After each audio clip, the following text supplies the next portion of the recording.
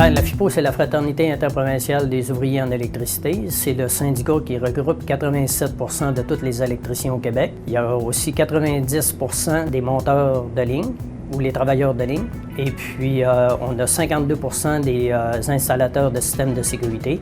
Et on a aussi des mécaniciens d'ascenseurs qui sont membres aussi chez nous. En tout et partout, on est à peu près 17 000 membres. La fraternité, c'est une famille. Je pense que dès tout début, en 72, je travaillais à l'extérieur, j'étais à Sept-Îles, je venais à Montréal. Et c'était un tout, c'était une famille, puis je pense qu'on veut que ça continue. Je suis parti de la base. Si tu ne pars pas de la base, bien, en fin de compte, tu ne peux pas vraiment comprendre les vrais problèmes de la construction quand que les gens arrivent à toi et te posent plusieurs questions. Évidemment, quand tu es un électricien puis que c'est un électricien qui te pose des questions, bien, tu sais quoi lui répondre. Tu l'as vécu. C'est ce qui est important. Puis, à travers tous nos dirigeants qu'on a à FIPO, ils ont tous passé par là. Ils ont tous été par la base, montés échelon par échelon pour devenir justement ce qu'ils sont. Fait que, comparativement à d'autres centrales syndicales qui ne le font pas, qui prennent n'importe qui pour n'importe quoi, ils ne sont pas représentatifs. Ils ne savent pas de quoi ils parlent. On fait un accord avec l'International et la FTQ Construction, qui regroupe à peu près 70 % des travailleurs. On n'est même pas capable de signer une convention collective sans avoir l'accord d'un autre syndicat. Ça n'a aucun sens. La démocratie, je ne sais pas ce qu'elle est, mais on peut séparer un pays avec 50 plus 1, mais on ne peut pas signer une convention collective avec 70 %. Ce qu'on a pu ressortir du congrès novembre 2011, première des choses, un congrès, c'est la plus haute instance qui est à la FIPO. Plusieurs ateliers se sont tenus, puis ce qui ressortait le plus, c'est évidemment de communiquer avec nos membres.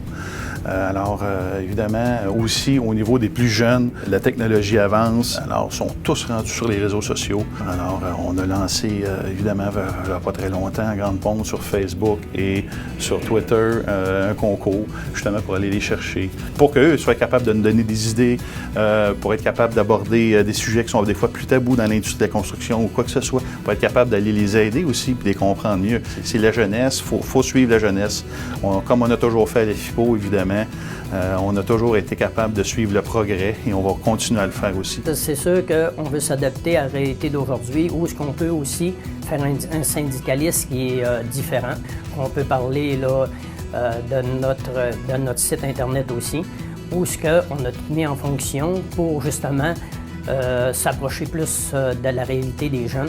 Des fois, les gens sont plus à l'aise à communiquer des idées, plus faciles, évidemment. Fait que je les invite, évidemment, à communiquer avec nous.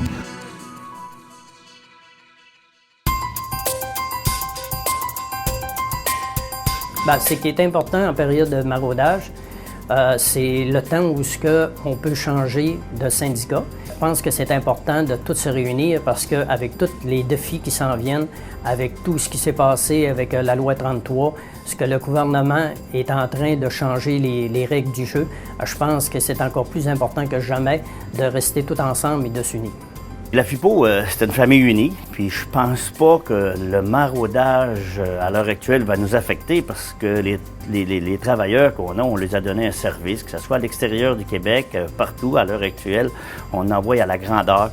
Puis je pense qu'ils sont assez fidèles, qu'on va sortir de là gagnant parce que c'est pas en se diversifiant puis arrivant avec une unité où tu aurais 5 syndicats qui seraient à 20 % qu'on va avoir une force. Je pense que la fraternité est à 87 % puis j'espère qu'on va l'améliorer pour donner encore plus de poids aux membres.